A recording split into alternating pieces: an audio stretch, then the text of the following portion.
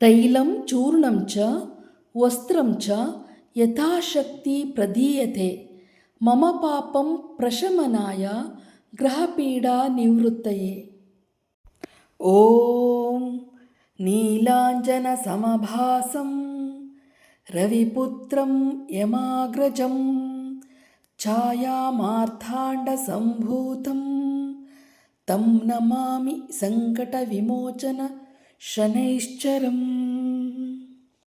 ಸ್ನೇಹಿತರೆ, ಯಾವ ಕೆಲಸ ಸಹ ಆಗ್ತಾ ಇಲ್ಲ, ಏನು ಅಂದ್ಕೊಂಡ್ರೂ ಕೈಗೂಡ್ತಾ ಇಲ್ಲ, ಮನೆಯಲ್ಲಿ ನೆಮ್ಮದಿನೇ ಇಲ್ಲ, ಕಷ್ಟಗಳು ಮೇಲೆ ಮೇಲೆ ಬರ್ತಾ ಇದೆ, ಹಣಕಾಸಿನ ತೊಂದರೆ ಆಗ್ತಾ ಇದೆ, ಆರೋಗ್ಯದಲ್ಲಿ ಏರುಪೇರು ಆಗ್ತಾ ಇದೆ, ಎಲ್ಲ ಒಂದು ನೋವಿನಿಂದ ಬಳಲ್ತಾ ಇದ್ದೀರಾ? ನಾನು ಈಗ ಹೇಳುವ ಒಂದು ದಿನ, ಆ ಒಂದು ದಿನ ನಾ ಹೇಳುವಂತಹ ಸಣ್ಣ ಪರಿಹಾರ ಮಾಡಿಕೊಂಡ್ರೆ ಅಥವಾ ನಾನು ಹೇಳುವಂತಹ ದಾನವನ್ನು ಮಾಡಿದ್ರೆ ಸಾಕು, ನಿಮ್ಮ ಮನೆಯಲ್ಲಿ ಲಕ್ಷ್ಮಿ ಒಲಿದು ಅನುಗ್ರಹ ನೀಡ್ತಾಳೆ, ಸದಾ ನಿಮ್ಮ ಮನೆಯಲ್ಲೇ ನೆಲೆಸ್ತಾಳೆ. ಎಲ್ಲ ಅಧಿದೇವತೆಗಳಿಗೂ ಸಹ, ಎಲ್ಲ ಗ್ರಹಗಳಿಗೂ ಸಹ ತಮ್ಮದೇ ಆದ 3 ದೇವತೆಗಳಿರ್ತಾರೆ. ಅದರಂತೆ ಶನಿಗ್ರಹಕ್ಕೂ ಕೂಡ 3 ದೇವತೆಗಳಿದ್ದಾರೆ. ಅವುಗಳೆಂದರೆ ಮುಖ್ಯ ದೇವತೆ ಶನಿದೇವರು, ಅಧಿದೇವತೆ ಸಂಪತ್ತನ್ನು ಕೊಡುವಂತಹ ಪ್ರಜಾಪತಿ, ಪ್ರತ್ಯಾಧಿದೇವತೆ ಶಿಕ್ಷೆಯನ್ನು ಕೊಡುವಂತಹ ಯಮರಾಜ. ಶನಿ ಮಹಾತ್ಮನನ್ನು ನಾವು ಒಲಿಸ್ಕೊಂಡ್ರೆ ಸಾಕು, ಪ್ರಜಾಪತಿಯಿಂದ ಸಂಪತ್ತು, ಯಮರಾಜನಿಂದ ದೀರ್ಘಾಯಸ್ಸು, ಆರೋಗ್ಯ ನಮಗೆ ಸಿಗೋದರಲ್ಲಿ ಎಳ್ಳಷ್ಟು ಸಂಶಯವಿಲ್ಲ. ಹಾಯ್ ಫ್ರೆಂಡ್ಸ್, ನಾನು ನಿಮ್ಮ ಯೂಟ್ಯೂಬ್ ಗೆಳತಿ ಆಶಾರಾಣಿ ಮಲೆನಾಡು ಹುಡುಗಿ. ನನ್ನ ಯೂಟ್ಯೂಬ್ ಚಾನಲ್ಗೆ ನಿಮಗೆಲ್ಲ ಮತ್ತೊಮ್ಮೆ ಸ್ವಾಗತ. ಸ್ನೇಹಿತರೆ, ಎಲ್ಲದಕ್ಕೂ ಟೈಮ್ ಬರುತ್ತೆ, ಎಲ್ಲರಿಗೂ ಟೈಮ್ ಬರುತ್ತೆ ಅಂತಾರಲ್ವ? ಆ ಟೈಮ್ ಈಗ ಬಂದಿದೆ. 13 ವರ್ಷಗಳ ನಂತರದಲ್ಲಿ ನಿಮ್ಮ ಲೈಫ್ ಚೇಂಜಿಂಗ್ ಆಗುವ ಮುಹೂರ್ತ ಫಿಕ್ಸ್ ಆಗಿದೆ. ಉಳಿದ ಎಲ್ಲ ಇನ್ಫ್ಲೂಯೆನ್ಸರ್ಸ್ ಜೊತೆ ಲೈಕ್, ಕಾಮೆಂಟ್, ಶೇರ್, ಸಬ್ಸ್ಕ್ರೈಬ್ ಮಾಡೋಕ್ಕಲ್ಲ ಈ ವಿಡಿಯೋ. ಇದು ಸಜ್ಜನರ ಹಿತಕ್ಕಾಗಿ, ಸನಾತನ ಧರ್ಮದ ಜಯಕ್ಕಾಗಿ. ಈ ಲೈಫ್ ಟೈಮ್ ಆಪರ್ಚುನಿಟಿಯನ್ನು ಮಿಸ್ ಮಾಡಿಕೊಳ್ಳೇಬೇಡಿ. ನಾ ಹೇಳುವ ಒಂದು ದಿನ, ನಾ ಹೇಳಿದ ಮುಹೂರ್ತಕ್ಕೆ ಸರಿಯಾಗಿ ನಾ ಹೇಳುವಂಥ ದಾನವನ್ನು ಮಾಡಿ, ಜೊತೆಗೆ ನಾ ಹೇಳುವ ಒಂದು ಮಂತ್ರವನ್ನು ಹೇಳಿ ಸಾಕು, ನಿಮ್ಮ ಲೈಫ್ ಚೇಂಜ್ ಆಗೋದ್ರಲ್ಲಿ ಸ್ವಲ್ಪನೂ ಸಹ ಸಂಶಯವೇ ಇಲ್ಲ.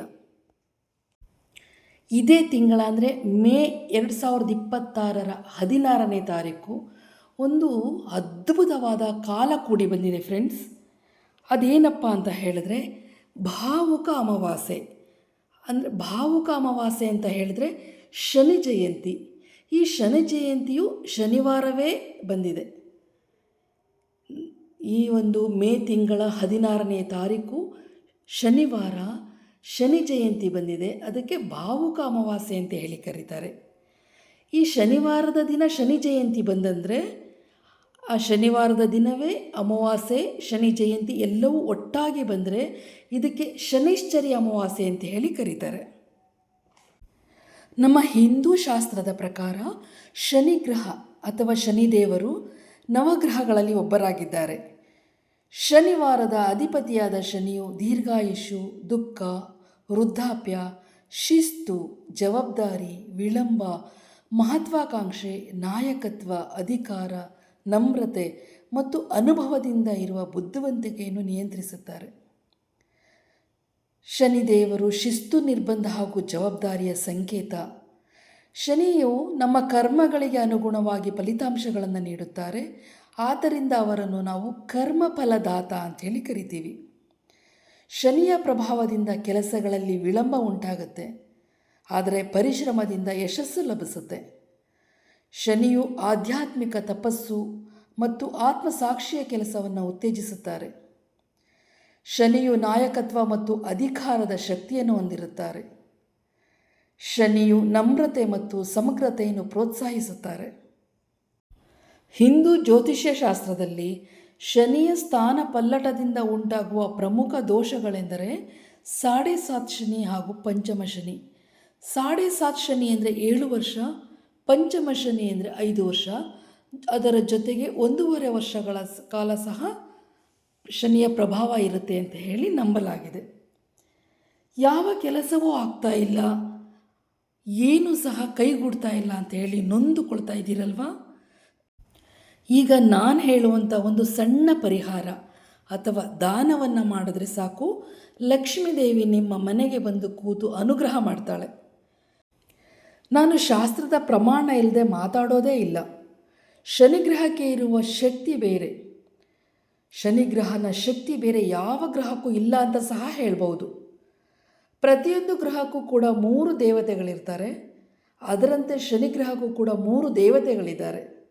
ಅವುಗಳು ಯಾವ್ದ್ಯಾವುದು ಅಂದರೆ, ಮುಖ್ಯ ದೇವತೆ ಶನಿದೇವರು, ಅಧಿದೇವತೆ ಸಂಪತ್ತನ್ನು ಕೊಡುವಂತಹ ಪ್ರಜಾಪತಿ, ಪ್ರತ್ಯಧಿದೇವತೆ ಶಿಕ್ಷೆಯನ್ನು ಕೊಡುವಂತಹ ಯಮರಾಜ. ಶನಿ ಮಹಾತ್ಮನನ್ನು ಒಲಿಸಿಕೊಂಡ್ರೆ ಸಾಕು, ಪ್ರಜಾಪತಿಯಿಂದ ಸಂಪತ್ತು ಬರುತ್ತೆ, ಯಮರಾಜನಿಂದ ದೀರ್ಘಾಯಸ್ಸು ಹಾಗೂ ಆರೋಗ್ಯ ನಮಗೆ ಲಭಿಸುತ್ತೆ. ಇಂತಹ ಮಹಾನ್ ಶಕ್ತಿಶಾಲಿ ದೇವರನ್ನು ಒಲಿಸಿಕೊಳ್ಳುವ ದಿನ ಹತ್ತಿರದಲ್ಲೇ ಬಂದಿದೆ ಸ್ನೇಹಿತರೆ. ಇದೇ ಮೇ 16, ಈ 2026 ಮೇ 16ನೇ ತಾರೀಕು ಶನಿವಾರ ಅಮಾವಾಸ್ಯೆ ಬಂದಿದೆ. ಅಂದು ಶನಿ ಜಯಂತಿ ಕೂಡ ಇದೆ. ಈ ಅಮಾವಾಸ್ಯೆಯನ್ನು ಭಾವುಕ ಅಮಾವಾಸ್ಯೆ, ಶನಿ ಜಯಂತಿ ಅಂತ ಹೇಳಿ ಕರೀತಾರೆ. ಈ ಭಾವುಕ ಅಮಾವಾಸ್ಯೆ ಬಂದಿರೋದು ಎಷ್ಟು ಪವರ್ಫುಲ್ ಅಂತ ಹೇಳಿದ್ರೆ, ಈ ದಿನ ಭಾವುಕ ಅಮಾವಾಸ್ಯೆಯ ದಿನ ಅಂದರೆ ಶನಿವಾರವೇ ಅಮಾವಾಸ್ಯೆ ಬಂದು ಆ ಶನಿವಾರವೇ ಶನಿ ಜಯಂತಿ ಬಂದಲ್ಲಿ ಅದು ಶ್ರೇಷ್ಠವಾದ ಅಮಾವಾಸ್ಯೆ ಭಾವುಕ ಅಮಾವಾಸ್ಯೆ. ಈ ಭಾವುಕ ಅಮಾವಾಸ್ಯೆ ದಿನ, ಶನಿ ಜಯಂತಿ ದಿನ ನಾವು ಶನಿ ಮಹಾತ್ಮನಿಗೆ ಈ ಒಂದು ಸಣ್ಣ ಕಾರ್ಯವನ್ನು ಮಾಡಿದ್ರೆ ಸಾಕು, ನಮ್ಮ ಜನ್ಮಾಂತರಗಳಲ್ಲೂ ಸಹ ನಮಗೆ ಯಾವುದೇ ರೀತಿಯ ಶನಿ ಪ್ರಭಾವವಿಲ್ಲದೆ ನೆಮ್ಮದಿಯಾಗಿ ನಾವು ಬಾಳಬಹುದು. ಆ ಸಣ್ಣ ಕಾರ್ಯ ಏನು ಅಂತೇಳಿ ನಾನು ನಿಮಗೆ ಹೇಳ್ಕೊಡ್ತೀನಿ. ಆ ದಿನ ಏನು ಮಾಡಬೇಕು ಅಂಥೇಳಿ, ಈ ಅಮಾವಾಸ್ಯೆ ಬಂದು 16ನೇ ತಾರೀಕು, ಮೇ 16ನೇ ತಾರೀಕು ಬೆಳಗ್ಗೆ 5:11ಕ್ಕೆ ಶುರುವಾಗುತ್ತೆ, ಪ್ರಾರಂಭ ಆಗುತ್ತೆ. 17ನೇ ತಾರೀಕು ಮಧ್ಯರಾತ್ರಿ 1 ಗಂಟೆಗೆ ಇದು ಮುಗಿಯುತ್ತೆ. ಇಂಥ ಶ್ರೇಷ್ಠ ಭಾವುಕ ಅಮಾವಾಸ್ಯೆ ದಿನ ನಾವು ಶನಿ ದೇವರನ್ನು ಹೇಗೆ ಒಲಿಸ್ಕೊಳ್ಬೇಕು ಅಂತ ಹೇಳಿದರೆ, ಆ ದಿನ ದೇವಸ್ಥಾನಗಳಲ್ಲಿ ಪೂಜೆಯನ್ನು ಕೊಟ್ಟು ಅಥವಾ ಪೂಜೆ ಮಾಡಿಸಿ ಹೇಳುವ ಒಂದು ಸಣ್ಣ ದಾನವನ್ನು ಕೊಡಬೇಕು. ಆ ದಾನವನ್ನು ಕೊಡುವಾಗ ಯಾವ ಮಂತ್ರವನ್ನು ಹೇಳಬೇಕು ಅಂಥೇಳಿ ನಾನು ಹೇಳ್ಕೊಡ್ತೀನಿ. ಈ ದಾನವನ್ನು ಎಲ್ಲಿ ಕೊಡಬೇಕು, ಎಷ್ಟು ಕೊಡಬೇಕು, ಹೇಗೆ ಕೊಡಬೇಕು ಮತ್ತು ಯಾವುದನ್ನು ಕೊಡಬೇಕು ಅನ್ನೋದನ್ನು ನಾನು ನಿಮಗೀಗ ಹೇಳ್ತೀನಿ. ಸ್ನೇಹಿತರೆ, ಈ ಶನಿ ಅಮಾವಾಸ್ಯೆಯ ದಿನ 700 ml ತಿಲತೈಲ ಅಂದರೆ ಎಳ್ಳೆಣ್ಣೆ ಮತ್ತು 7 ಅರಿಶಿಣದ ಬೇರನ್ನು ಕೊಡಬೇಕು. ಜೊತೆಗೆ 7 ಮೀಟರ್ ಕಪ್ಪು ಬಟ್ಟೆಯನ್ನು ಹಾಗೂ 7 kg ಕಬ್ಬಿಣವನ್ನು ಬಡವರಿಗೆ ಕೊಡಿಸಬೇಕು. 7 kg ಕಬ್ಬಿಣವನ್ನು ಬಡವರಿಗೆ ಕೊಡಿಸ್ಲಿಕ್ಕೆ ಆಗದೇ ಇದ್ದರೆ 7 ತುಂಡು ಕಬ್ಬಿಣಗಳನ್ನಾದರೂ ಅದರಲ್ಲಿ ಇಟ್ಟು ದಾನವನ್ನು ಕೊಡಬೇಕು. ಒಂದು 7 ಮೀಟರ್ ಕಪ್ಪು ಬಟ್ಟೆಯನ್ನು ತಗೊಳ್ಳಿ, ಅದರೊಳಗಡೆ 7 ಅರಿಶಿಣದ ಕೊಂಬು, 7 ಕಬ್ಬಿಣದ ತುಂಡುಗಳನ್ನು ಇಡಿ, ಜೊತೆಗೆ 700 ml ಎಳ್ಳೆಣ್ಣೆಯನ್ನು ಸೇರಿಸಿಬಿಟ್ಟು ಇದನ್ನು ದೇವಸ್ಥಾನಕ್ಕೆ ಕೊಡಬೇಕಾಗತ್ತೆ. ದೇವಸ್ಥಾನಕ್ಕೆ ಕೊಟ್ಟು ಹೇಳುವಂಥ ಮಂತ್ರವನ್ನು, ಇಷ್ಟು ವಸ್ತುಗಳನ್ನು ದಾನ ಮಾಡುವಾಗ ನಾನೊಂದು ಮಂತ್ರ ಹೇಳ್ಕೊಡ್ತೀನಿ, ಅದನ್ನು ಮರೆಯದೇ ಹೇಳಿ. ಆ ಮಂತ್ರ ಯಾವುದಪ್ಪ ಅಂತ ಹೇಳಿದ್ರೆ, ಅದು ಶ್ಲೋಕ ಯಾವುದು ಅಂತ ಹೇಳಿದ್ರೆ, ತೈಲಂ ಚೂರ್ಣಂ ಚ ವಸ್ತ್ರಂ ಚ ಯಥಾಶಕ್ತಿ ಪ್ರದೇಯತೆ ಮಮ ಪಾಪಂ ಪ್ರಶಯನಾಯ ಗ್ರಹಪೀಡಾ ನಿವೃತ್ತಯೇ. ಇಷ್ಟು ಹೇಳಿ ದಾನವನ್ನು ಕೊಡಿ. ಈ ಮಂತ್ರವನ್ನು ನಾನು ಇನ್ನೊಮ್ಮೆ ನಿಮಗೆ ಹೇಳ್ಕೊಡ್ತೀನಿ. ತೈಲಂ ಚೂರ್ಣಂ ಚ ವಸ್ತ್ರಂ ಚ ಯಥಾಶಕ್ತಿ ಪ್ರದೀಯತೆ ಮಮ ಪಾಪಂ ಪ್ರಶಮನಾಯ ಗ್ರಹಪೀಡಾ ನಿವೃತ್ತಯೇ. ಇಷ್ಟು ಹೇಳಿ ನೀವು ದಾನವನ್ನು ಕೊಟ್ಟಲ್ಲಿ ನಿಮ್ಮ ಸಕಲ ಪಾಪಗಳು ಪರಿಹಾರ ಆಗಿ ಲಕ್ಷ್ಮೀದೇವಿಯ ಅನುಗ್ರಹ, ಪ್ರಜಾಪತಿಯ ಅನುಗ್ರಹ, ಯಮರಾಜನ ಅನುಗ್ರಹ, ಜೊತೆಗೆ ಶನಿ ಮಹಾತ್ಮನ ಪೂರ್ಣ ಅನುಗ್ರಹ ನಿಮಗೆ ಲಭಿಸುತ್ತೆ. ಜೊತೆಗೆ ಈ ದಿನ ನಿಮಗೆ ಸಾಧ್ಯವಾದಲ್ಲಿ ಶನೈಶ್ಚರ ಅಮಾವಾಸ್ಯೆ ಎಂದು ಶನಿ ಶಾಂತಿ ಹೋಮವನ್ನು ಮಾಡಿಸಿ. ನಿಮಗೆ ಸಿಗಬೇಕಾದ ಸಕ್ಸಸ್ 1000 ಪಟ್ಟು ಹೆಚ್ಚಾಗತ್ತೆ. ಸಾಸಿವೆಯಷ್ಟು ದಾನವನ್ನು ಮಾಡಿ 1000ದಷ್ಟು ಸಾಗರದಷ್ಟು ಒಳಿತನ್ನು ಪಡೆಯಿರಿ.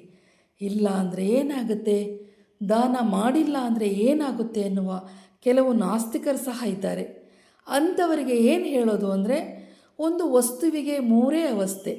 ಒಂದು ಭೋಗ, ನೀವಾದರೂ ಅನುಭವಿಸಿ ಭೋಗವನ್ನು. ಇನ್ನೊಂದು ದಾನ, ಅದನ್ನೇ ಇನ್ನೊಬ್ಬರಿಗಾದರೂ ಕೊಡಿ. ಭೋಗ ಮತ್ತು ದಾನ ಎರಡನ್ನೂ ಅನುಭವಿಸೋಕ್ಕೆ ಆಗದೇ ಇದ್ದಾಗ ಮೂರನೇದು ವಿನಾಶ. ಇವೆರಡೂ ಮಾಡಲಿಲ್ಲ ಅಂದರೆ ಅದು ವಿನಾಶದ ಹಾದಿ ಹಿಡಿಯುತ್ತೆ. ಇಷ್ಟೇ ಸ್ನೇಹಿತರೆ. ಫ್ರೆಂಡ್ಸ್, ಶನಿ ಪ್ರಭಾವ, ಶನಿ ಶಕ್ತಿ ಅನ್ನೋದು ಬಹಳ ಅತ್ಯಧಿಕ. ಶನಿದೇವ ಒಲಿದರೆ ಎಷ್ಟು ನಮಗೆ ಒಳ್ಳೆಯದಾಗುತ್ತೋ, ಆತ ನಮ್ಮನ್ನು ಕಾಕದೃಷ್ಟಿಯಲ್ಲಿ ನೋಡಿದ್ರೆ ಅಷ್ಟೇ ಕೆಟ್ಟದನ್ನು ಅನುಭವಿಸ್ತೀವಿ. ಅದಕ್ಕೆ ಪುರಾಣ ಕಾಲಗಳಿಂದಲೂ ಮಹಾನ್ ದೊಡ್ಡ ದೊಡ್ಡ ಕಥೆಗಳನ್ನು ಕೇಳ್ಕೊಂಡು ಬಂದಿದ್ದೀವಿ. ನಳ ಮಹಾರಾಜನ ಕಥೆ ಇರ್ಬೋದು, ವಿಕ್ರಮಾದಿತ್ಯನ ಕಥೆ ಇರ್ಬೋದು. ಈ ಕಥೆಗಳೆಲ್ಲ ಸಹ ಶನಿ ಪ್ರಭಾವದಿಂದ ಹೇಳಿ. ಹಾಗಾಗಿ ಈ ಶನಿದೇವರ ಒಂದು ಒಲುಮೆಗೆ ಪಾತ್ರರಾಗೋಣ. ಶನಿದೇವರ ಒಲುಮೆ ಸಿಕ್ಕರೆ ಸಾಕು, ನಾವು ಜೀವನದಲ್ಲಿ ಎಂತಹ ಯಶಸ್ಸನ್ನು ಬೇಕಾದರೂ ನಾವು ಕಾಣಬಹುದು ಅಂತೇಳಿ ನನ್ನ ಪುರಾಣದ ಪ್ರಕಾರವಾಗಿ ನಾನು ನನ್ನ ಅನಿಸಿಕೆಯನ್ನು ತಿಳಿಸ್ತೀನಿ. 13 ವರ್ಷಗಳ ನಂತರ ಬಂದಿರುವಂತಹ ಈ ಶ್ರೇಷ್ಠ ದಿನವನ್ನು ತಪ್ಪದೇ ಉಪಯೋಗಿಸ್ಕೊಳ್ಳಿ ಅಂತ ಹೇಳ್ತೀನಿ. ಜೊತೆಗೆ ಆ ದಿನ ಹನುಮಾನ್ ಚಾಲೀಸ ಓದೋದ್ರಿಂದ ಬಡ ಮಕ್ಕಳಿಗೆ ಅವರಿಗೆ ಅವಶ್ಯಕವಾದಂತಹ ಕೆಲವು ವಸ್ತುಗಳು ಕೊಡಿಸೋದ್ರಿಂದ, ರೋಗಿಗಳಿಗೆ ನಾವು ಔಷಧಿಗಳನ್ನು ಕೊಡಿಸೋದ್ರಿಂದ, ಮತ್ತು ಹಸಿದವರಿಗೆ ಅನ್ನ ಹಾಕೋದ್ರಿಂದ ಶನಿ ಶಾಂತಿಯನ್ನು ಸಹ ಮಾಡಿದಷ್ಟೇ ನಮಗೆ ಪುಣ್ಯ ಲಭಿಸುತ್ತೆ ಅಂತ ಹೇಳ್ತಾ, ಈ 13 ವರ್ಷಗಳ ನಂತರ ಬಂದಿರುವಂತಹ ಭಾವುಕಾಮಾವಾಸ್ಯೆಯ ದಿನ ಈ ಸಣ್ಣ ಕೆಲಸ ಮಾಡಿ ಒಳ್ಳೆಯ ಪ್ರತಿಫಲವನ್ನೆಲ್ಲರೂ ಪಡ್ಕೊಳ್ಳೋಣ ಅಂತ ಹೇಳ್ತಾ, ನನ್ನ ವಿಡಿಯೋ ನೋಡಿದ ನಿಮ್ಮೆಲ್ಲರಿಗೂ ತುಂಬ ಥ್ಯಾಂಕ್ಸ್. ನಿಮಗಿಷ್ಟ ಆದಲ್ಲಿ ಒಂದು ಲೈಕ್ ಮಾಡಿ, ಶೇರ್ ಮಾಡಿ, ಸಬ್ಸ್ಕ್ರೈಬ್ ಮಾಡಿ. Thank you.